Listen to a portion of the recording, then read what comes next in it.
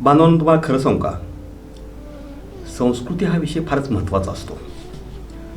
पण लोक या विषयाकडं तेवढ्या गंभीरपणानं बघतच नाहीत. पण मला असं वाटतं की ज्यांची संस्कृती मागासलेली असते ना, ते साऱ्याच अर्थानं मागासलेले असतात. आणि मी जेव्हा आपल्या भारताच्या संस्कृतीकडे बघतो तेव्हा भारताची संस्कृती बरीच मागासलेली आहे हे मला दिसतं. कारण याचं हे आहे की आपण राजकीयदृष्ट्या लोकशाहीमध्ये आलेलो आहोत. परंतु राजकीयदृष्ट्या लोकशाहीमध्ये आलो तरीही आपण सांस्कृतिकदृष्ट्या मात्र सरंजामदारीच्या व्यवस्थेतच राहिलेलो आहोत. आणि त्यामुळं आपलं सांस्कृतिक मागासलेपण काही संपत नाही आहे. आणि म्हणून मी गेल्या अनेक वर्षांपासून संविधान गौरव महोत्सवाच्या माध्यमातून भारतामध्ये संविधान संस्कृती निर्माण व्हावी याच्यासाठी सातत्यानं प्रयत्न करतोय. हे एक वेड आहे म्हणा हवं तर, पण मला हे काम करावंसं वाटतं, बोलावंसं वाटतं. आणि ज्यांना ज्यांना असं वाटतं ना की भारतीय संविधानावर आधारलेली संस्कृती इथे निर्माण व्हावी, त्या मंडळींना माझी अगदी कळकळीची विनंती आहे की माझा हा जो सगळा उपक्रम चाललेला आहे तो जरा गंभीरपणानं घ्या. कारण या दिशेनं फक्त मी एकट्यानं काम करून चालणार नाही, तर या दिशेनं काम करणारे असंख्य जण इथं निर्माण होण्याची गरज आहे. हे जे संस्कृतीबद्दल मी हे जे बोलतोय ते कुठल्या तरी संस्कृतीचा द्वेष म्हणून नाही, तिरस्कार म्हणून नाही, असूया म्हणून मुळीच नाही, तर समग्र भारतीयांच्या प्रेमापोटी मला हे सारं बोलावंसं वाटतं. कारण संपूर्ण भारतीय माणसं शैक्षणिकदृष्ट्या, सामाजिकदृष्ट्या, आर्थिकदृष्ट्या प्रगत झाली पाहिजेत. त्याचबरोबर ही सारीच प्रगती घडवून आणायची असेल तर सांस्कृतिकदृष्ट्या देखील भारतातल्या लोकांना प्रगत होणं अत्यंत गरजेचं आहे. सांस्कृतिक मागासलेपण आपल्याकडं जसं आहे त्याचप्रमाणे नैतिक मागासलेपणही आपल्या देशामध्ये फार मोठ्या प्रमाणामध्ये आहे. आणि त्यातूनही आपल्या देशातल्या लोकांनी बाहेर पडणं फार गरजेचं आहे. माझा हा जो प्रयत्न चाललेला आहे तो संविधान संस्कृती निर्माण करण्याचा. अगदी सुरुवातीचे संविधान गौरव महोत्सव घेण्याच्या वेळेला सहजपणानं मी हे लिहून गेलो. त्याला मी कविता म्हणतोय, ते मनोगत म्हणा हवं तर. सहजपणानं येऊन गेलेलं हे मनोगत माझं असं आहे, त्याला जीव संविधाना असं नाव मी दिलेलं आहे. भले मज तुम्ही वेढा पिसा म्हणा, जीव संविधाना वाहिला मी. भले मज तुम्ही वेढा पिसा म्हणा, जीव संविधाना वाहिला मी. साचले आशय साचली संस्कृती, साचले आशय साचली संस्कृती, साचली रे नीती भारताची. संविधान आज आसोनिया हाती, पुराणी बुडती डोकी सारी. पुराण पुराण मेंधू झाले गहाण, पुराण पुराण मेंधू झाले गहाण. नवे नवे रान दिशेची ना. साचली संस्कृती, साचली संस्कृती, साचलेले सण. व्यर्थते पुराण घालवीन, घेईन मी आता कला सर्व हाती. घेईन मी आता कला सर्व हाती, लावीन मी वाती स्वातंत्र्याच्या. चितारीन चित्रे, चितारीन चित्रे, गाईन मी गीते. अंध सारी मते जाळीन मी. करीतो मी आज दृढ हा संकल्प, करीतो मी आज दृढ हा संकल्प. नवराष्ट्र शिल्प घडविण्याचा. मशागत साऱ्या मनांची करीन, मशागत साऱ्या मनांची करीन. सत्व नवे पेरीन जीवनात. स्वातंत्र्य समता बंधुता आणि न्याय सत्य हा आशय जीवनाचा.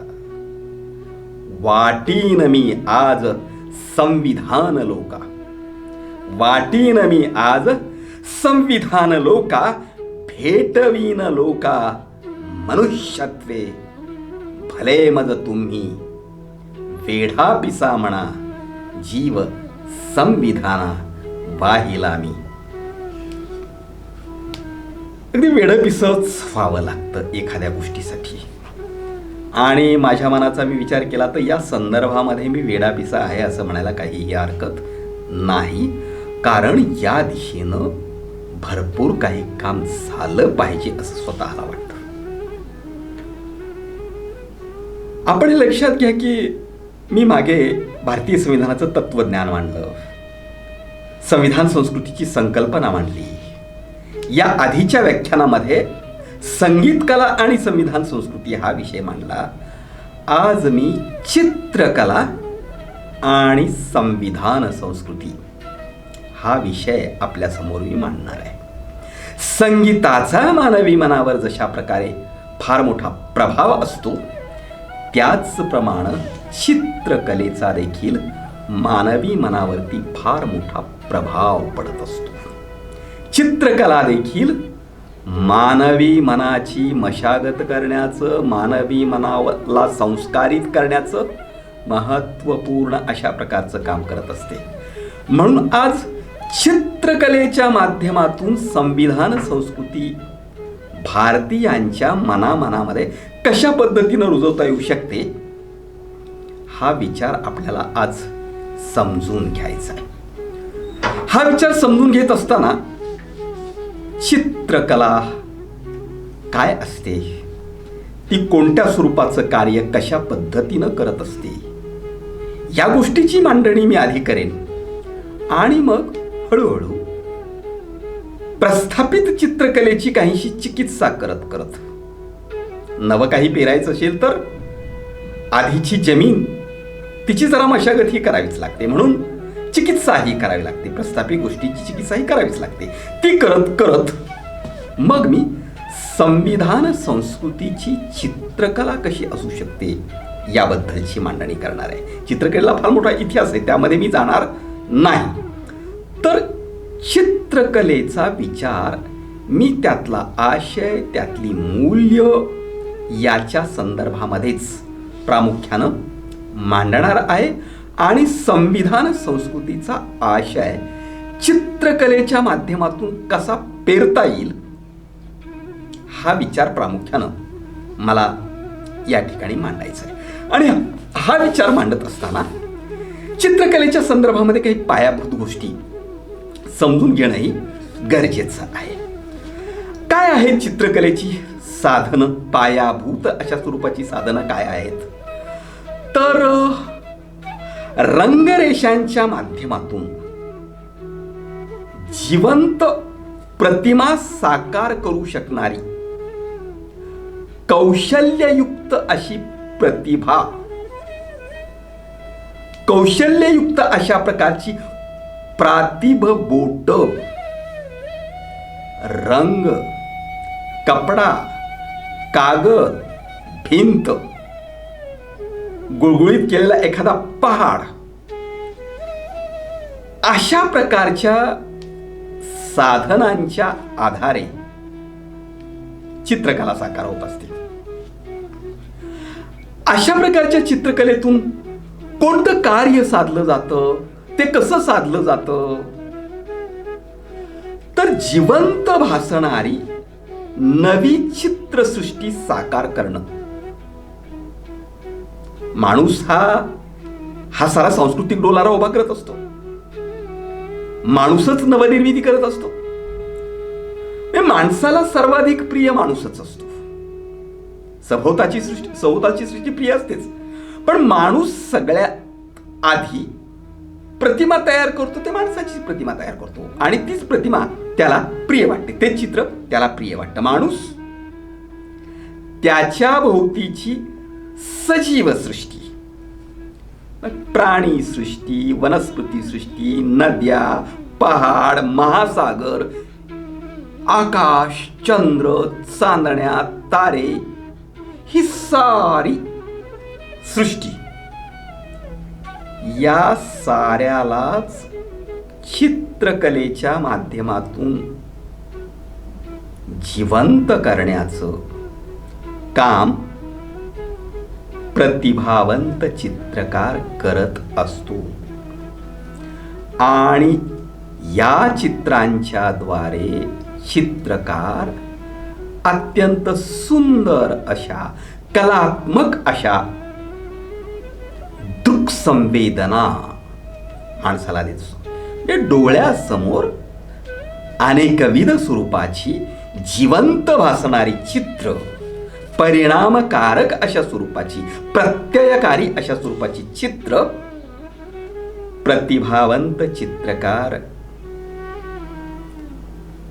कलारसिकांच्या समोर, लोकांच्या समोर ठेवत असतो. आणि या चित्रांच्या माध्यमातून मानवाच्या वेगवेगळ्या भावनांचा चित्रकार आविष्कार करत असतो. प्रेम, संताप, द्वेष, आनंद, दुःख अशा मानवी जीवनातल्या ज्या मूलभूत भावना असतात, या भावनांचा आविष्कार देखील चित्रकलेच्या माध्यमातून होत असतो. मानवी मूल्यांचा आविष्कार चित्रकलेच्या माध्यमातून होतो. मानवी मनावर वेगवेगळ्या मूल्यांचे संस्कार देखील चित्रकला करत असते. त्याचबरोबर मानवाच्या प्रवासामधील वेगवेगळे टप्पे, वेगवेगळ्या काळावरचे टप्पे, सामाजिक, वैज्ञानिक, सांस्कृतिक अशा प्रकारचं मानवानं वेगवेगळ्या काळाच्या टप्प्यावरती निर्माण केलेलं जे धन आहे, त्याचं संचित जतन करण्याचं काम देखील चित्रकलेच्या माध्यमातून होत असतं. असं हे चित्रकलेचं एक विश्व सांस्कृतिक क्षेत्रामध्ये अत्यंत महत्वाचं विश्व आहे. चित्र कोणाला आवडत नाही? कुणाकडे चित्र नाही? प्रत्येकालाच चित्र आवडत असतं. भारतामध्ये असं एकही घर आढळणार नाही की ज्या घरात कुठलंच चित्र नाही. कुठलं ना कुठलं चित्र माणसांना आवडत असतं. आता मी विशुद्ध चित्रकला, सूचक पातळीवरची, कलात्मक पातळीवरची चित्रकला, त्या साऱ्याचा इतिहास यामध्ये मी जाणार नाही. मला केंद्र संविधान ठेवायचं आहे आणि संविधान संस्कृतीचा आशय चित्रकलेच्या माध्यमातून कशा पद्धतीनं मांडता येईल यावर मला या व्याख्यानामध्ये भर द्यायचा आहे. म्हणून बाकी फापट पसारा जो माहीत आहे कला क्षेत्रातल्या माणसांना, तो मी इथे मांडणार नाही. प्रत्येकाच्या घरामध्ये कुठलं ना कुठलं चित्र, छायाचित्र, फोटो हा असतोच. प्रत्येकाच्या घराच्या भिंती काहीतरी बोलत असतात. माणूस बोलत नसला, माणूस स्वतःच्या डोक्यातल्या, स्वतःच्या मनातल्या अनेक गोष्टी लपवत असला, तरी त्या माणसाच्या घराची भिंत बोलत असते. आणि घराच्या भिंतीवर दर्शनी ठिकाणी त्यानं जे काही लावलेलं असतं ना, ते बोलतंच. आणि त्यावरून त्या व्यक्तीचे श्रद्धा विषय काय आहेत, त्या व्यक्तीची जीवनदृष्टी काय आहे, तिची वैचारिकता काय आहे, या साऱ्या गोष्टी स्पष्ट होत असतात. व्यक्ती पुराणमतवादी आहे की आधुनिक मताची आहे, बुद्धिवादी आहे की अंधश्रद्धा आहे, हे त्याच्या घराच्या भिंतीवर काय लावलेलं आहे यावरून सहजपणाने दिसत असतं. व्यक्ती सर्वसमावेशक आहे की आत्मकेंद्रीय आणि संकुचित आहे, हे देखील घराच्या भिंतीवर त्या व्यक्तीनं आपल्या काय लावलंय हे लक्षात येतं. काही काही धूर्त माणसं त्या भिंतीवरूनही लक्षात नाही येऊ शकत, कारण काही जण आपली खरी ओळख लपवतात आणि स्वार्थासाठी निराळीच ओळख भासवण्याचा प्रयत्न सुद्धा वेगवेगळी चित्र लावून करू शकतात. परंतु बहुतांशानं लोकांच्या घराच्या भिंतीवर काय लावलेलं आहे बैठकीमध्ये यावरून त्यांची मानसिकता काय आहे हे कळतं. आणि तुम्ही कुणीही निरीक्षण करा, अगदी सहजपणानं करा, सर्वसामान्यपणे कुणाच्याही घरामध्ये बैठकीत बसल्यानंतर त्या व्यक्तीचं व्यक्तिमत्व आपणाला त्या भिंतीवरून कळतं. आणि बहुतांश जणांच्या भिंती पाहिल्या तर माझं हे निरीक्षण आहे की आपल्या देशातील माणसांच्या घराच्या भिंतीवर संविधान संस्कृतीची चित्र दिसण्यापेक्षा प्राचीन काळाची, पुराणाची, दंतकथांची, अद्भुतरम्य पातळीवरची, चमत्कृतीजन्य स्वरूपाची, बुद्धिवादाच्या कसोटीवर न टिकणारी, सरंजामदारीची, मूल्य पेरणारी चित्र बहुतांश जणांच्या घराच्या भिंतीवर दिसतील. कारण आपलं सांस्कृतिक जनमानस वर्तमानात जगण्यापेक्षा, वर्तमानाला अनुकूल अशा प्रकारचा सांस्कृतिक विकास करण्यापेक्षा पौराणिक चिखलामध्ये कमरेपेक्षा जास्त खोलवर आपलं मानस फसलेलं आहे, हे माझं निरीक्षण आहे. मी जुन्यातल्या साऱ्याच गोष्टींचा विरोधक आहे. जुनं ते सारं सारं केशवसूत म्हणतात त्याप्रमाणे जाळून किंवा पुरून टाका असा मी एकांगी मताचा नाही आहे. अगदी जुन्यामध्ये सुद्धा नक्कीच काही चिरंतन मूल्य, चांगली मूल्य असतील, ती आपण जतन करायला काही हरकत नाही. परंतु जे काळाच्या कसोटीवर, बुद्धिवादाच्या कसोटीवर, आधुनिकतेच्या कसोटीवर, प्रागतिक कसोटीवर जे अजिबातच टिकत नाही, अशा प्रकारच्या गोष्टी देखील माणसं संस्कृतीच्या नावाखाली अजूनही टिकवून ठेवतात आणि त्यामुळे त्यांची मानसिकताही मागासलेली राहते. या साऱ्या मागासलेपणातून भारतीयांचं जनमानस बाहेर आलं पाहिजे. ते नवनिर्माण क्षम झालं पाहिजे. ते अधिक ताकदवान झालं पाहिजे. ते अधिक प्रगत झालं पाहिजे. यासाठी आपली सांस्कृतिक चिकित्सा केलीच पाहिजे आपण. आणि सांस्कृतिक नवनिर्माण केलं पाहिजे. आणि हे नवनिर्माण आशयात्मक पातळीवरून सांस्कृतिक नवनिर्माण करणं अत्यंत गरजेचं आहे. प्रस्थापित कलेच्या संदर्भातली आणखी एक थोडीशी चिकित्सा मी करतो की बहुतांश वेळा राजकीय दृष्ट्या विजेते, आक्रमक लोक जे विजेते झाले ते जितांवरती आपली संस्कृती वेगवेगळ्या पद्धतीनं लादण्याचा प्रयत्न करत असतात. सरंजामदारी व्यवस्थेची संस्कृती स्वतःला अनुकूल अशा प्रकारची चित्र संस्कृती निर्माण करत असते. उदाहरण म्हणून एक चित्र मी तुमच्या समोर ठेवतो जे लोकशाहीला नव्हे, संविधानाला नव्हे, तर सरंजामदारीला, राजेशाहीला, मालक आणि गुलाम, मालक आणि दास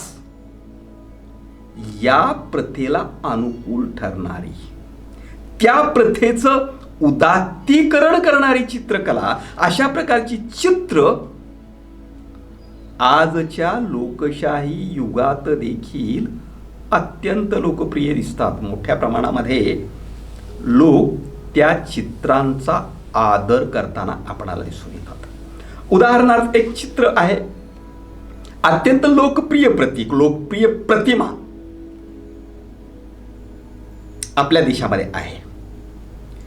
त्या प्रतिमेमध्ये सरळ सरळ विषमतावाद दिसतो, पण त्याच्या सभोवताली असं भक्तीचं, अद्भुततेचं, धार्मिकतेचं, देवदैववादाचं, अवतारवादाचं असं वलय निर्माण केलेलं असतं की लोकांची त्याची चिकित्सा करण्याची हिंमतच होत नाही. पण प्रतीक आहे सरंजामदारीचं, ज्यामधून स्वामी निष्ठा हे मूल्य प्रकट होतं. त्या चित्रामध्ये तो स्वामी, त्याचा भाऊ, त्याची पत्नी उभा आहे आणि त्याचा भक्त म्हणवला जाणारा त्याच्या पायाशी हात जोडून बसलेला आहे. त्याच्या पायाशी जो हात जोडून बसलेला आहे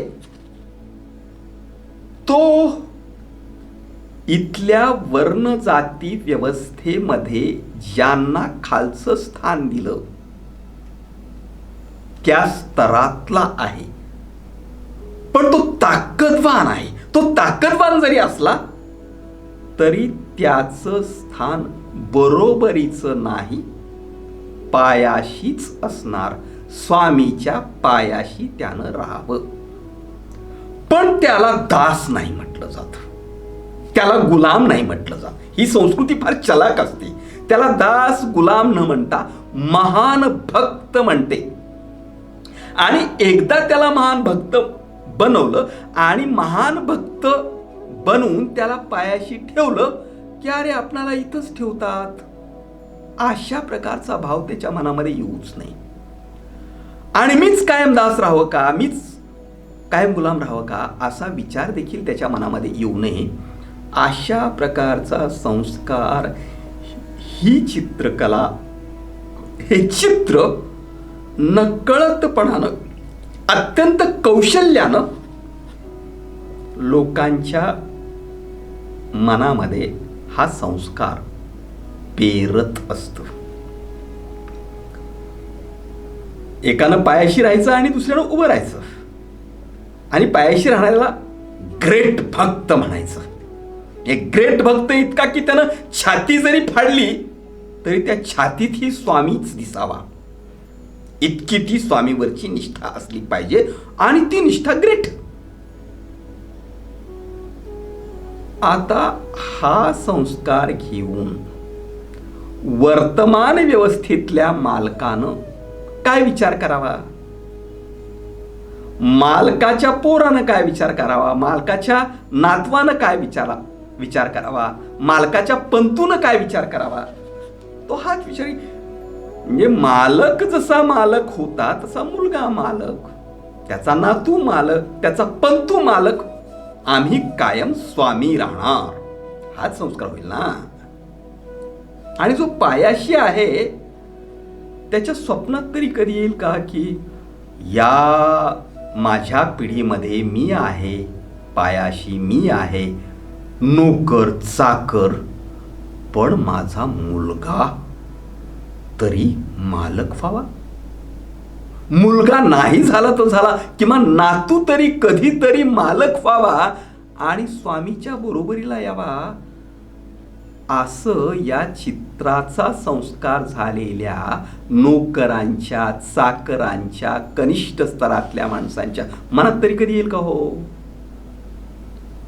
भक्ती करणं महान असतं, स्वामीच्या पायाशी राहणं फार महान असतं, असाच संस्कार झाला तर पिढ्यानुपिढ्या तो स्वामीच्या पायाशी राहायला त्याला गैर वाटणार नाही आणि तो कधीच मालकांच्या विरुद्ध बंडखोरी करू शकणार नाही. आजही मालक लोक अशाच प्रकारच्या गुलामांना आम्ही प्रेम करतो वगैरे असं दाखवत असतात आणि लोकशाहीमध्ये कंपल्सरी द्यावं लागतं म्हणून अशा गुलामांनाच महत्वाची पदं देतात. जे गुलाम मालकाच्या विरुद्ध प्रशब्द तो चुकला, मोठ्या घोडचुका त्यानं केल्या तरी भ्र शब्द काढणार नाही, अशा पद्धतीनं आज सुद्धा हे मोठ्या प्रमाणामध्ये चाललेलं आपणाला दिसून येतं. कुणाला तरी उभं करणारी, सिंहासनावर बसवणारी आणि कुणाला तरी कायम पायाशी बसवणारी चित्रकला ही सरंजामदारीची चित्रकला असते, राजेशाहीची चित्रकला असते. आणि जेव्हा गुलामगिरी प्रथा होती, दास प्रथा होती, त्याचा पुरस्कार करणारी चित्रकला होती. ती समतावादाचा पुरस्कार करणारी, समतावादी संदेश देणारी, तशा प्रकारचे संस्कार करणारी ही चित्रकला अजिबात होऊ शकत नाही.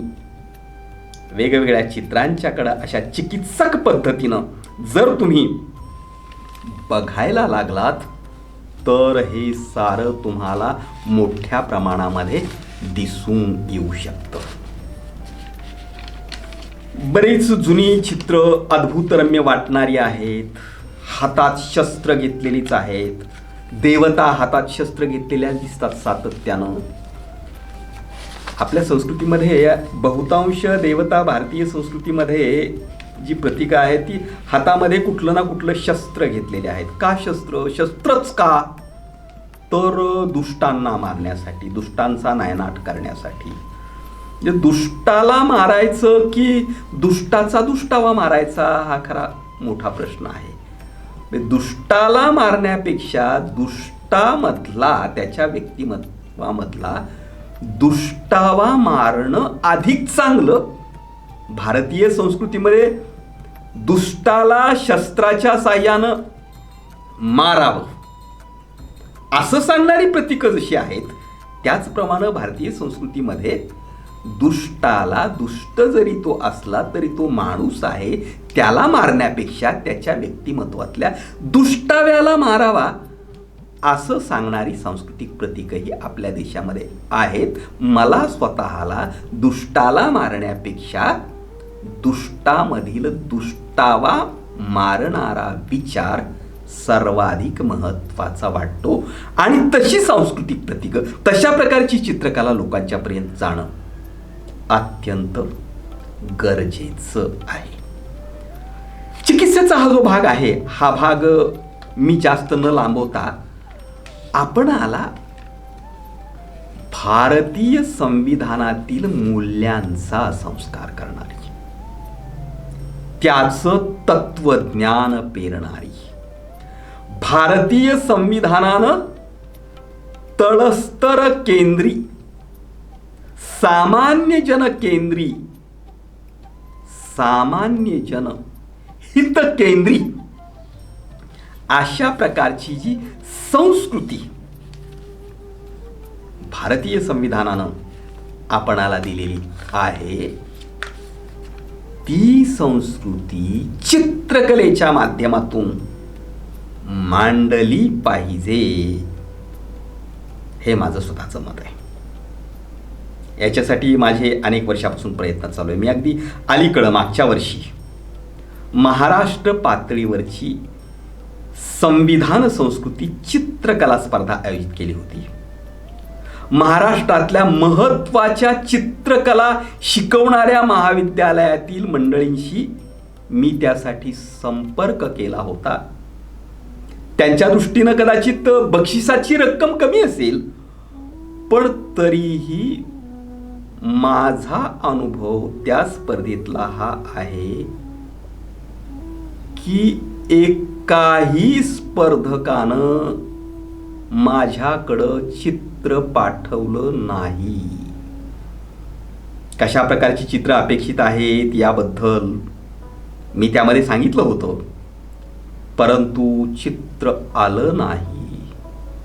चित्रकलेच्या क्षेत्रात काम करणाऱ्या मंडळींनी अत्यंत कलात्मक, सूचक, प्रत्येकारी भावनांचा आविष्कार करणारी चित्र मोठ्या प्रमाणामध्ये निर्माण केलेले आहेत. अनेक प्रकारचे चित्रकार आहेत, त्या चित्रकारांचा मी आदरच करतो, परंतु तरीही भारतीय संविधानाच्या पायावर हे राष्ट्र उभं आहे, तेव्हा संविधानातलं तत्वज्ञान, त्यातलं जीवनमूल्य, त्याची आचारसंहिता,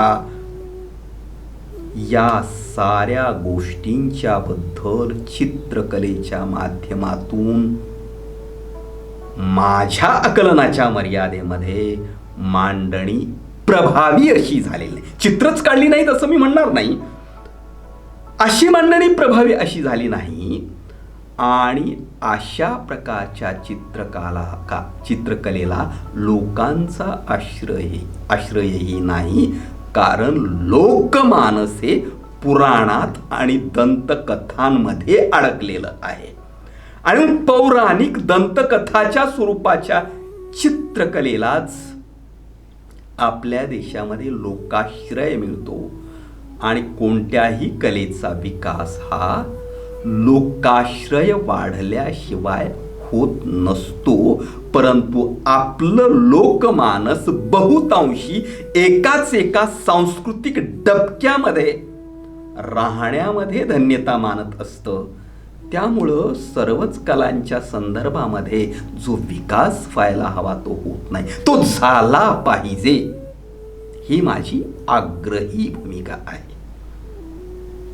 त्यासाठी मी काही प्रयोग देखील केलेले आहेत, तेही मी या ठिकाणी तुमच्यासमोर मांडणार आहे. संविधान संस्कृतीच्या चित्रकलेचा आशय काय असला पाहिजे? मला आशय महत्वाचा वाटतो. मूलभूत मानवी भावना, सुंदर अशा प्रकारचं चित्र, दुःख भावना, आनंद भावना, प्रेम भावना याचा आविष्कार करणारे अनेक चित्र असतील. ती चांगली चित्र असतात. वेगवेगळ्या घटकांचा प्रत्यय देणारी अनेक चित्र आहेत. मला अपेक्षित आहे की हे विविधतेनं नटलेलं, विविधतेनं फाटलेलं, तुटलेलं हे जे राष्ट्र आहे, या देशामध्ये राहणाऱ्या माणसांना एक राष्ट्रीयत्वाच्या धाग्यामध्ये पक्वपणानं गुंफणारा संविधान हा ग्रंथ आहे ना. कलावंतांनी संविधानाकडं गांभीर्यानं बघितलेलंच नाही, हे माझं म्हणणं आहे.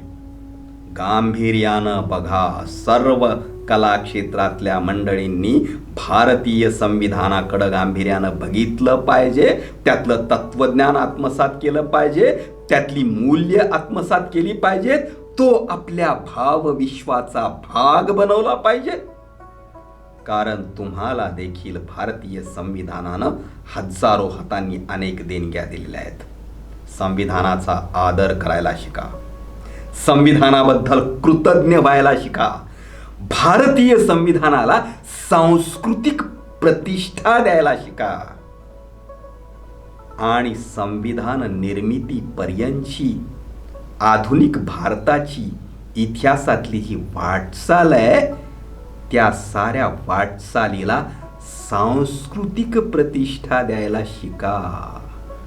आणि कलावंत जर भारतीय संविधानाला सांस्कृतिक प्रतिष्ठा द्यायला शिकले तर संविधानाचा आशय संस्कृतीबद्ध करण्याची प्रक्रिया, कलाबद्ध करण्याची प्रक्रिया हे कलावंत करू शकतील. पण अजूनही या दिशेनं कल्पकतेचं प्रचंड मोठं दारिद्र्य, कलावंतांच्या मध्ये नव्या कल्पकतेचं दारिद्र्य, हा माझा या कलावंतांवरती आरोप आहे. कलावंतांना जरा राग आला तर माझ्यासाठी चांगलं आहे. राग येऊन तरी हे दारिद्र्य संपवा. राग येऊन मला खडसावून प्रश्न विचारा. मी माझ्या मनातला राग तुमच्या समोर व्यक्त करेन. तो प्रेमापोटी आलेला राग आहे. काही नवनिर्माण झालं पाहिजे, नवा आशय आला पाहिजे, याच्यासाठीचा हा राग आहे. हे या मंडळींनी गंभीरपणानं लक्षात घेतलं पाहिजे. संविधान संस्कृतीच्या चित्रकलेचा आशय कसा असेल याची मांडणी करत असताना काय चितारणं आवश्यक आहे. हे मी सांगतो. हे मी जे सांगतोय ते अजिबातच चितारलेलं नाही असं नाही, परंतु ज्या प्रभावीपणानं जे मन लावून ते चितारणं गरजेचं होतं आणि त्या महत्त्वपूर्ण अशा प्रकारच्या घटकांना लोकप्रिय बनवण्यासाठी जीवाचा आट्टापिट्टा करायला हवा होता, तो कलेच्या क्षेत्रातल्या मंडळींच्याकडून होताना दिसत नाही. तो झाला पाहिजे. काय व्हायला पाहिजे? भारताचा जो स्वातंत्र्य लढा आहे, सामाजिक आणि राजकीय स्वातंत्र्य लढा, या स्वातंत्र्य लढ्याला ना आपल्या सामान्य जनमानसानं सांस्कृतिक प्रतिष्ठा दिलेली आहे, ना कला क्षेत्रानं सांस्कृतिक प्रतिष्ठा दिलेली आहे. म्हणजे पौराणिक जनमानस आणि हा संदर्भ याची तुलना करता कालबाह्य घटकांना सांस्कृतिक प्रतिष्ठा आपले कलावंतही मोठ्या प्रमाणामध्ये देतात आणि जनताही त्यांनाच महत्त्व देते. म्हणून आपली जनता आर्थिक, बौद्धिक, वैज्ञानिक, सामाजिक, शैक्षणिक दृष्ट्या इतर प्रगत राष्ट्रांच्या तुलनेमध्ये मागासलेलीच आहे. हे मागासलेपण आपणाला घालवायचंय. कोणती चित्र कशी साकार करावीत? भारताचा सामाजिक स्वातंत्र्याचा लढा आणि आर्थिक नव्हे, राजकीय स्वातंत्र्याचा लढा. खरं म्हणजे आर्थिक स्वातंत्र्याचा लढा हा सुद्धा महत्त्वाचाच आहे, कारण आर्थिक स्वातंत्र्य काही प्रत्येकाला आपण अजूनही दिलेलं नाहीये. त्या संदर्भामध्ये तो वेगळा चर्चेचा विषय आहे. सामाजिक आणि राजकीय स्वातंत्र्य लढ्यामध्ये किती मोठा इतिहास आहे आपल्याकडं. या स्वातंत्र्य लढ्यातील नेते, क्रांतिकारक, समाज सुधारक यांची चित्र उत्तम रीतीनं काढली गेली पाहिजेत, लोकप्रिय बनवली पाहिजेत, घराघरामध्ये भिंतीवर लागली पाहिजेत. आता कोणी लावतच नाही असं नाहीये. ज्यांचं प्रबोधन झालेलं आहे, ज्यांच्या अंधश्रद्धा संपलेल्या आहेत, जे पौराणिक मानसिकतेतून, अंधश्रद्धा मानसिकतेतून बाहेर आलेले आहेत, जे स्वतःच्या बुद्धीचा जरा जरा का होईना वापर करतात, त्यांच्याकडे हे आलेलं आहे. फोटो लावतात. समाज सुधारकांचा, क्रांतिकारकांचा वगैरे फोटो जे लावतात ते पौराणिक फोटो लावणाऱ्यांच्या तुलनेमध्ये प्रगतच असतात. अशा प्रकारची प्रगत चित्रकला आपणाला हवी आहे. अशी चित्र सुद्धा कलात्मक पद्धतीची, सुंदर पद्धतीची, दर्जेदार पद्धतीची आपल्याला निर्माण करावी लागतील. स्वातंत्र्य संग्रामामधले महत्वाचे काही प्रसंग देखील आम्हाला चित्रकलेच्या माध्यमातून कलात्मक रीतीनं, प्रभावी रीतीनं लोकांच्या मध्ये न्यावे लागतील. त्यासाठी चित्रकलेच्या क्षेत्रातल्या मंडळींना काम करावं लागेल, प्रयोग करावे लागतील. आता चित्रकलेच्या क्षेत्रातील माणसं काही निर्माण करतील आणि लोकांनी त्याला घेतलंच नाही, विकतच घेतलं नाही, त्याला प्रतिसादच दिला नाही, तर ते तरी कशाला करतील? त्यांनाही पोटपाणी असतं ना.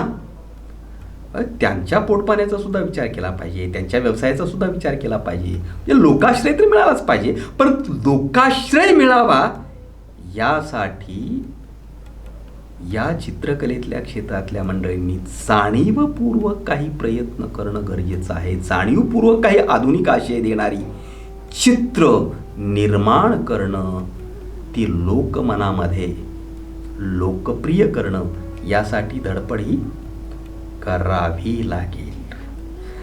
सामाजिक स्वातंत्र्याच्या लढ्यामधील या दिशेनं तुमच्या लक्षात आलं असेल की काय केलं पाहिजे. काही महत्वाचे प्रसंग, उदाहरणार्थ भारतामध्ये सती प्रथा अस्तित्वात होती. किती क्रूर पातळीवरची प्रथा अस्तित्वात होती. सती प्रथेच्या विरोधामध्ये किंवा ती प्रथा बंद करण्यासाठी कायदा व्हावा यासाठी राजाराम मोहन रॉय यांनी जो संघर्ष केला, तो संघर्ष टिपणार अत्यंत कलात्मक दर्जेदार अशा प्रकारचं चित्र चित्रकारांनी काढून लोकप्रिय का बनवू नये. काही उदाहरण फक्त मी देतो. या दिशेनं भरपूर करण्यासारखा आहे, भरपूर आशय उपलब्ध आहे. तो आशय चित्रकलेच्या माध्यमातून लोकप्रिय बनवण्याचा प्रयत्न आपणाला करायचा. ही संविधान संस्कृतीची चित्रकला असणार आहे. महात्मा ज्योतिराव फुले यांचा गंजपेठेमधला वाडा, पुण्यातल्या गंजपेठेमधला वाडा, ज्या वाड्यातली विहीर महात्मा ज्योतिराव फुले यांनी अस्पृश्यांना पाणी भरण्यासाठी खुली केली, हा भारताच्या सामाजिक स्वातंत्र्याच्या लढ्यातला अत्यंत महत्वाचा प्रसंग आहे. आता हा प्रसंग चित्रामध्ये बद्ध केलेला नाही का? केलेला आहे. पाठ्यपुस्तकाच्या चित्रामध्ये वगैरे अशा पद्धतीने ते आलेलं आहे. परंतु त्याला लोकाश्रय किती मिळाला? लोकाश्रय मिळाला पाहिजे. हे चित्र घराघरामध्ये सन्मानानं लावलं पाहिजे लोकांनी. हे होत नाही. हे लोकप्रिय करण्याचा प्रयत्न आपल्याला करता आला पाहिजे. महाडच्या चौदार तळ्यावर डॉक्टर बाबासाहेब आंबेडकरांनी केलेला संघर्ष, तो उत्तम अशा चित्रकलेच्या माध्यमातून समोर आला पाहिजे. हा सामाजिक स्वातंत्र्य लढ्यातला भाग आहे. बाबासाहेब आंबेडकरांनी तिथं केलेलं मनुस्मृतीचं दहन हा सामाजिक स्वातंत्र्य लढ्याचा भाग आहे. ही काही उदाहरणं मी दिली. सामाजिक स्वातंत्र्याच्या लढ्यातले वेगवेगळे महत्त्वपूर्ण अशा प्रकारचे प्रसंग चित्रकलेच्या माध्यमातून कलात्मक रीतीनं जिवंतपणानं साकार करून ते लोकप्रिय करण्यासाठी धडपड केली पाहिजे आणि लोकांनीही त्यांना सांस्कृतिक प्रतिष्ठा देत स्वीकारलं पाहिजे. मी राजकीय स्वातंत्र्य लढ्यातली काही उदाहरणं देतो. राजकीय स्वातंत्र्य लढा आपल्या देशातला फार महत्त्वाचा आहे. एकांगी पद्धतीनं कधीही विचार करता कामा नये. हे सामाजिक स्वातंत्र्य लढ्याचा विचार करणारी माणसं राजकीय स्वातंत्र्य लढ्याला महत्त्व देत नाहीत किंवा हे त्याला तुच्छ लेखतात, ते याला तुच्छ लेखतात. माझा दृष्टिकोन हा आहे की भारतामध्ये झालेला सामाजिक स्वातंत्र्याचा लढा आणि भारतामध्ये झालेला राजकीय स्वातंत्र्याचा लढा दोन्हीही महत्त्वाचे आहेत. दोन्हीही लढे परस्परांवर प्रभाव पाडत होते. माझं हे मत मात्र नक्की आहे की राजकीय स्वातंत्र्याचा लढा हा इंग्रजांना फक्त भारतातून घालवून देण्याच्या मर्यादेमध्ये बहुतांशी राहतो, पूर्णपणानं नाही. सामाजिक स्वातंत्र्याचा लढा हा सामान्य माणसाच्या सर्वांगीण स्वातंत्र्याचा विचार करणारा होता, म्हणून तो अधिक महत्वाचा होता. त्याला राजकीय स्वातंत्र्याच्या लढ्यातल्या सर्वांनीच तितकं महत्त्व दिलेलं नाही. सामाजिक की राजकीय हे वाद आपल्याकडे मोठ्या प्रमाणामध्ये झालेले आहेत, परंतु राजकीय स्वातंत्र्याच्या लढ्यामध्येही देशाच्या स्वातंत्र्यासाठी म्हणून आपल्या स्वातंत्र्य योद्ध्यांनी जे योगदान दिलं, बलिदान दिलं, ते मोलाचंच आहे असंच आपणाला मानावं लागेल. आणि राजकीय स्वातंत्र्याचा लढा हा आपल्या देशामध्ये झाला, तो काय संपूर्णपणानं अहिंसात्मक मार्गानंच झाला असं नाही. गांधीजींनी अहिंसात्मक मार्गाचा पुरस्कार केला, गांधीजींच्या पाठीमागे मोठ्या प्रमाणामध्ये लोक आले, हे खरं आहे. परंतु अजिबातच बाकी काही प्रयत्न झालेला नाही असं नाही आहे.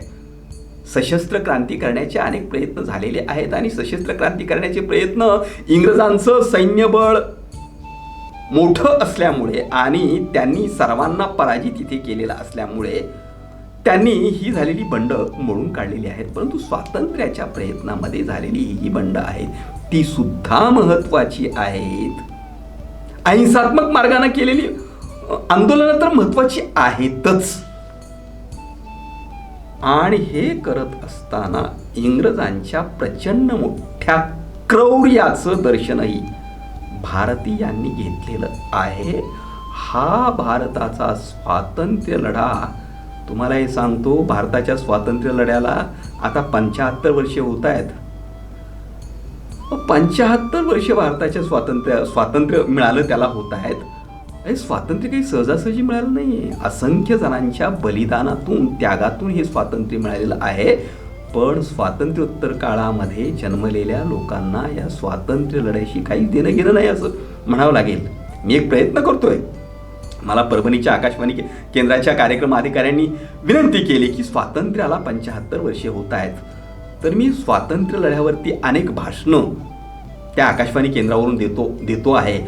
पण बाकी सामाजिक संस्था आणि ज्या काँग्रेसचा मोठ्या प्रमाणामध्ये स्वातंत्र्य लढ्यामध्ये सहभाग मोठ्या प्रमाणामध्ये होता, ती आजची काँग्रेस तरी या स्वातंत्र्य लढ्याचं स्मरण करण्यासाठी काही करते का?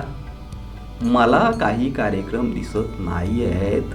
ही स्वातंत्र्य लढ्याकडं पाहण्याची जी उदासीन वृत्ती आहे ना, ही उदासीन वृत्ती अत्यंत घातक स्वरूपाची आहे असं मला वाटतं.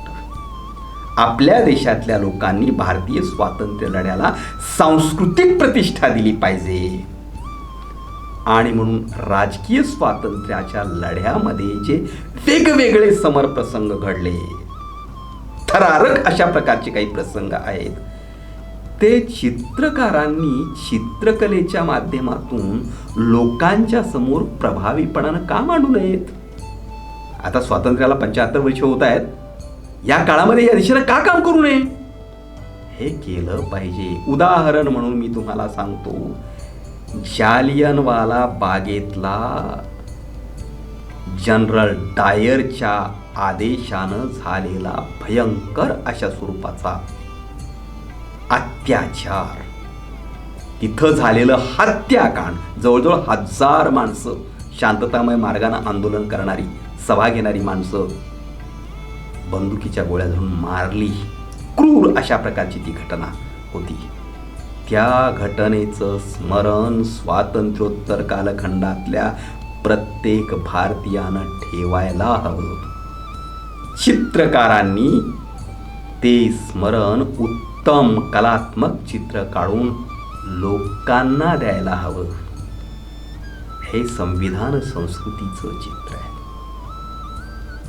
भारतामध्ये झालेली स्वदेशी चळवळ, परदेशी मालाची होळी करण्याचे कार्यक्रम, बलिदान देणारा आपला भगतसिंग, 23 वर्षाचं फक्त आयुष्य,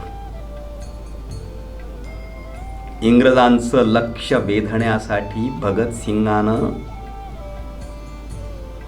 सेंट्रल असेंब्लीमध्ये बॉम्ब फेकला.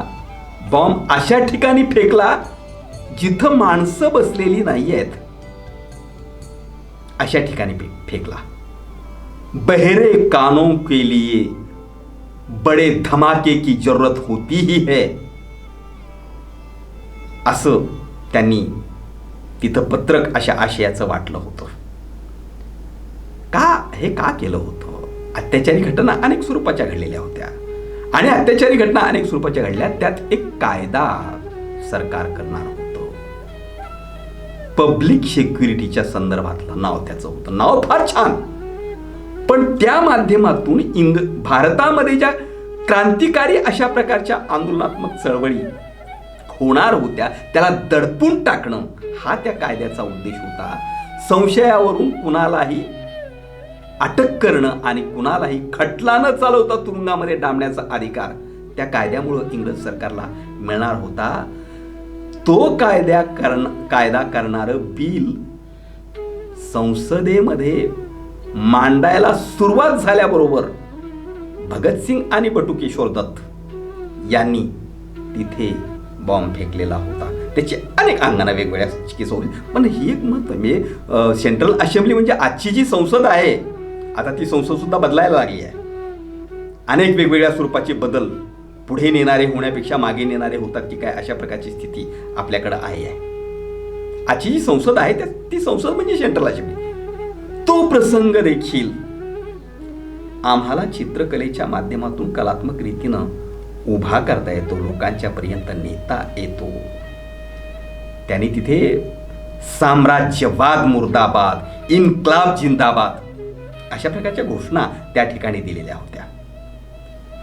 सुभाषबाबूंचा आझाद हिंद फौजेचा प्रयत्न, लष्कराचे झालेले त्या काळातले वेगवेगळ्या स्वरूपाचे उठाव, गांधीजींची दांडी यात्रा, तो मिठाचा सत्याग्रह, 1942चं चलेजाव आंदोलन, इंग्रजांच्या सोबत झालेल्या वेगवेगळ्या गोलमेज परिषदा, काँग्रेसची वेगवेगळ्या स्वरूपाची अधिवेशनं, असे कितीतरी प्रसंग आहेत की जे प्रसंग चित्रकलेच्या माध्यमातून लोकांच्या पर्यंत प्रभावीपणानं नेण्यासाठी चित्रकलेच्या क्षेत्रामध्ये काम करणाऱ्या मंडळींनी समोर येणं अत्यंत गरजेचं आहे. आता मी संविधान हे मी जे सांगितलं ते संविधान संस्कृतीची चित्रकलाच आहे.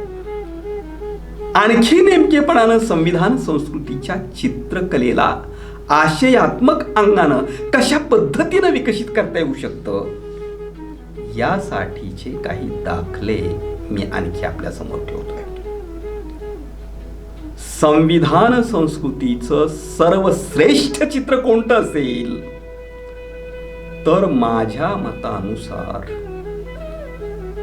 भारताच्या संविधान सभेनं प्रचंड मोठी चर्चा करून, वादविवाद करून, बौद्धिक कष्ट करून मसुदा समितीचे अध्यक्ष डॉक्टर बाबासाहेब आंबेडकर यांच्या नेतृत्वाखाली जे संविधान निर्माण केलं आणि संविधान निर्माण झाल्यानंतर डॉक्टर बाबासाहेब आंबेडकर मसुदा समितीचे अध्यक्ष म्हणून संविधान सभेचे अध्यक्ष आणि पहिले राष्ट्रपती डॉक्टर राजेंद्र प्रसाद यांना पंतप्रधान पंडित जवाहरलाल नेहरू, मौलाना आझाद यासारख्या नेत्यांच्या साक्षीनं भारतीय संविधान अर्पण करत असतानाचा तो जो क्षण आहे ना, तो क्षण भारत एक राष्ट्र म्हणून बनण्याच्या प्रक्रियेतला सुवर्णाक्षरांनी लिहावा असा क्षण आहे.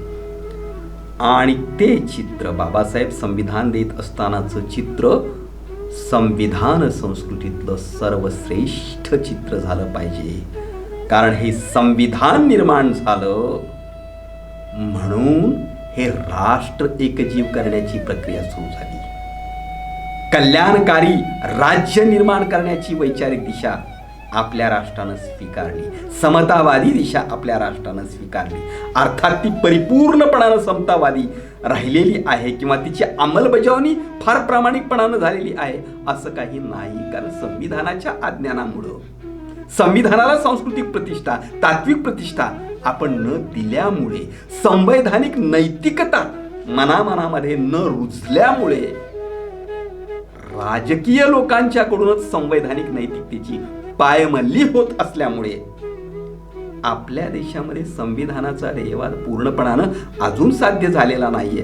पण तो साध्य करण्यासाठी आपणाला संविधान संस्कृतीच निर्माण करावी लागणार आहे. आणि चित्रकलेच्या क्षेत्रातली मंडळी या दिशेनं फार महत्त्वाचं काम करू शकणार आहे. संविधान सभेमधल्या डिबेटची काही चित्र महत्त्वाची आपल्याला चितारता येऊ शकतात. निवडणुका भारतामध्ये किती झाल्या, प्रत्येक निवडणूक महत्त्वाची असते. लोकसभेची निवडणूक, विधानसभेची निवडणूक, नगरपालिकेच्या, महानगरपालिकेच्या, ग्रामपंचायतच्या निवडणूक किती महत्त्वाची. निवडणूक सत्तांतर घडवून आणत असते. निवडणूक हे सत्तांतर घडवून आणत असते. आणि संविधानानं काय संस्कृती दिली आहे, जुन्या काळामध्ये जे सत्तांतर व्हायचं ते युद्धामधून सत्तांतर व्हायचं, रक्तपात करून सत्तांतर व्हायचं. जो रक्तपात करण्यामध्ये अग्रेसर ठरेल, शस्त्रबळामध्ये, बाहुबळामध्ये अग्रेसर ठरेल, तो दुसऱ्याला पराजित करायचा आणि अग्रेसर ठरलेला राजा व्हायचा. रक्तरंजित अशा प्रकारचं सत्तांतर जुन्या कालखंडामध्ये होत होतं.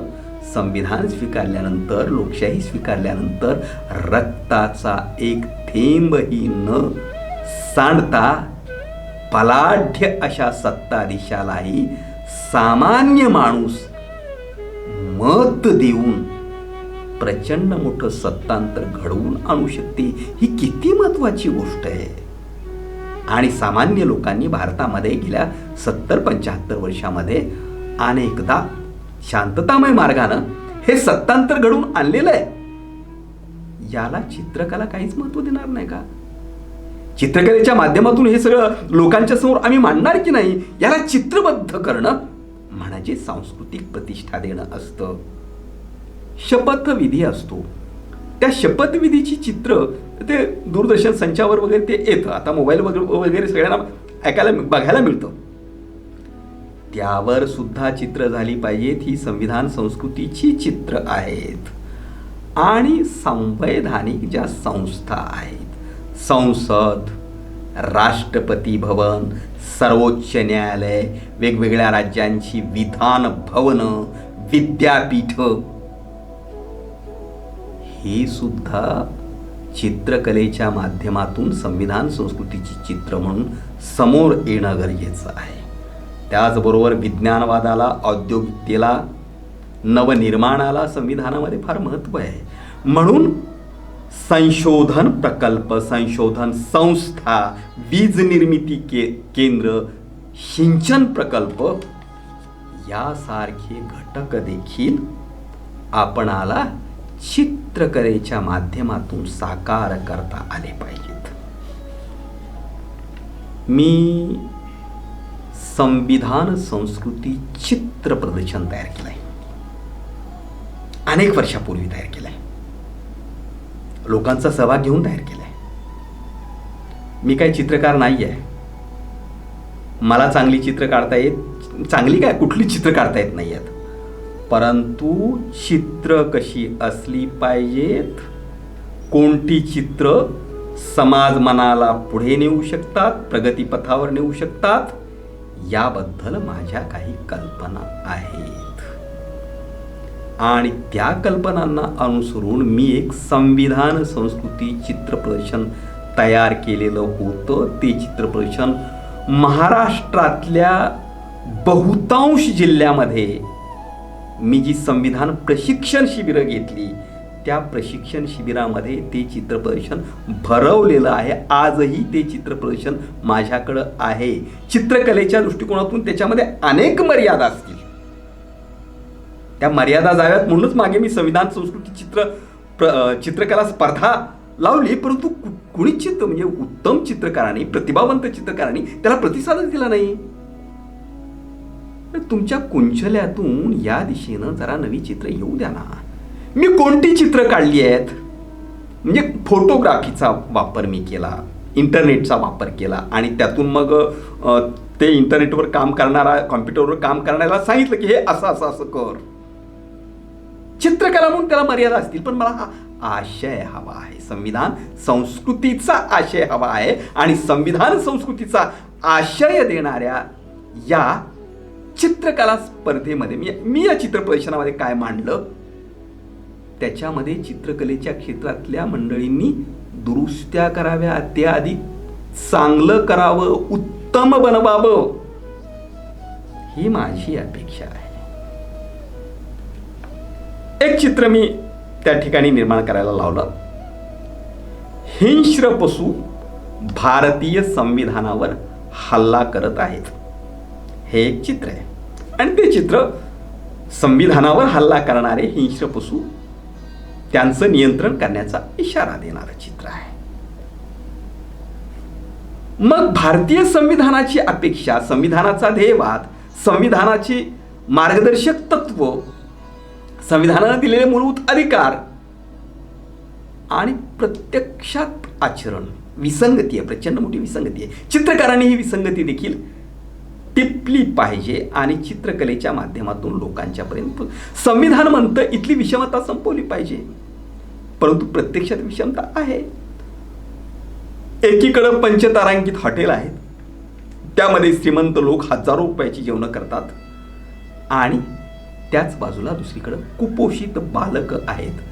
अशा प्रकारचं एक चित्र या संविधान संस्कृती चित्र प्रदर्शनामध्ये मी तयार करून लावलेलं होतं.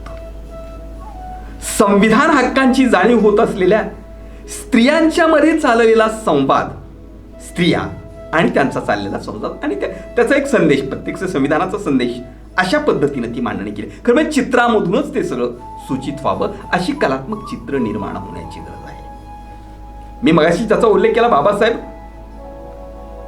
संविधान देत असताना बाबासाहेब आंबेडकरांनी संविधानाचं प्रियांबल आहे. प्रियांबल हे सुद्धा चित्रकलेच्या माध्यमातून, मी प्रियांबलचे अनेक पोस्टर्स तयार केले, हजारो पोस्टर्सचं वितरण मी केलेलं आहे. संविधान हा भारतीयांच्यासाठीचा सर्वश्रेष्ठ संदेश आहे आणि तो संदेश प्रत्येक भारतीयाच्या काळजावर कोरला गेला पाहिजे. मागेही त्या संदेशाबद्दल मी बोललोय. म्हणजे आम्ही भारताचे लोक, भारताचे एक सार्वभौम समाजवादी गणराज्य घडवू इच्छितो, हे जे सगळं आहे हे काळजावर कोरलं पाहिजे भारतीयांच्या, आणि सगळ्या कलांच्या माध्यमातून ते लोकांच्या मध्ये जाणं गरजेचं आहे. मग भारतीय नागरिकांची, भारतीय नागरिक म्हणून असलेली कर्तव्य काय आहेत, प्रियांबल काय आहे, राज्य धोरणाची नीतिनिर्देशक तत्व काय आहेत, मूलभूत अधिकार काय आहेत, हे सारंच चित्रकलेच्या माध्यमातून मांडता आलं पाहिजे. स्वातंत्र्य, समता, न्याय, बंधुता, सत्य, शांती, अहिंसा ही मूल्य काय आहेत, हे सगळं चित्रकलेच्या माध्यमातून तुम्हाला, तुमची प्रतिभा वापरा, तुमचं कौशल्य वापरा आणि चित्रकलेच्या माध्यमातून हे मांडा. ओबीसींचे ओबीसींना संविधानाने दिलेले हक्क प्रत्यक्षात काय होतं, ओबीसींची मानसिकता काय आहे, संवैधानिक हक्काबद्दल ते कसे उदासीन आहेत, हे मी माझ्या पद्धतीने चित्रित केलेलं आहे. चित्रकलेतल्या मंडळींनी या दिशेनंही चित्रनिर्मिती केली पाहिजे. भारतीयत्व हेच श्रेष्ठ मूल्य आहे अशा प्रकारचं एक चित्र केलं. एकीकडं गगनाचं चुंबन घेणाऱ्या इमारती आणि दुसरीकडं त्याच्याच बाजूला गलिच्छ बकार अशा प्रकारच्या झोपडपट्ट्या, हे चित्र संविधानाच्या निर्देशाच्या विरुद्ध आहे. ही विसंगती मांडणारी चित्र देखील सूचक रीतीनं काही नवा विचार देतील अशा प्रकारची चित्र चित्रकारांनी निर्माण करणं गरजेचं आहे. संविधान आणि त्याच्याबद्दल जागरूक असलेली जनता कशी वागते याचं सूचन करणारं चित्र मी निर्माण केलं. लोकशाहीमधील विषमता आजही अनुसूचित जाती जमाती यांच्यावरती कसे अन्याय अत्याचार होतात याची मांडणी करणारी चित्र तयार केलेली आहेत. संविधान आणि संविधानाबद्दल शपथ घेण्याचा जो कार्यक्रम असतो तो मी चित्रबद्ध केला, कर्तव्य चित्रबद्ध केली. संविधानाच्या घोषणा, चित्र आणि घोषणा, या देशाचा ग्रंथ महान संविधान, संविधान, स्वातंत्र्य, समता, बंधुता हीच खरी मानवता, बुद्धिवाद, विज्ञानवाद हाच आमचा ध्येयवाद, संविधानाचे प्रास्ताविक घराघरात लावा, भारतीय माणसा सावधान, संविधान रक्षण तुझंच काम, अशा घोषणा. या घोषणांची फलक आणि घोषणा देणारा समूह, अशा प्रकारचं चित्र हे केलं. संविधान आईप्रमाणे सर्वांची माया कसं करतं असं दर्शवणारं चित्र तयार केलं. मत विकून लोकशाहीला मारू नका अशा प्रकारचं संदेश देणारं चित्र केलं. संविधान मूल्य रुजवण्याचं कलावंतांना आवाहन करणारं चित्र तयार केलं. संसदेवर धनदांडगे, जात दांडगे, जुने सरंजामदार आणि काही गुंडही कसा कब्जा करून बसलेले आहेत, त्यांच्यापासून संसदेला सोडवलं पाहिजे असा संदेश देणारं चित्र तयार केलं. त्याचं प्रदर्शन मी केलं. आदर्श नागरिकांची लक्षणं काय असतात हे चित्रकलेच्या माध्यमातून सूचित केलं. संविधानिक राष्ट्रधर्म भारतीयांचा काय आहे हे सूचित केलं. संवैधानिक ध्येयवाद साध्य करण्यासाठी पुढे येण्याचं आवाहन करणारं चित्र केलं. संविधानाला अभिप्रेत असलेली आदर्श समाज व्यवस्था, आदर्श राष्ट्र हे घडवण्यामध्ये काय काय अडचणी येतात त्याचं सूचन करणारं चित्र तयार केलं. चित्रकला म्हणून मी तयार केलेल्या त्या चित्रांना अनेक मोठ्या मर्यादा आहेत हे मला कळतं. म्हणून मी चित्रकलेतल्या मंडळींना या दिशेनं हा आशय तुमच्या चित्रकलेतून येऊ द्या याचं आवाहन करतो आहे. काटेरी कुंपण तोडा आणि कुंपणातून बाहेर या. माणूस व्हा, भारतीय व्हा, फक्त भारतीय व्हा. जात, धर्म, प्रांत, भाषा हेच किती मोठ्या प्रमाणामध्ये चाललंय. त्या कुंपणामधून माणसं बाहेरची यायला तयार नाही आहेत. चित्रकलेतल्या क्षेत्रातल्या मंडळींनी हा संदेश चित्रकलेच्या माध्यमातून देण्याचा प्रयत्न केला पाहिजे. मी तो प्रयत्न केलेला आहे. संविधान निर्मिती प्रक्रियेतले महत्त्वाचे प्रसंग चितारलेले आहेत.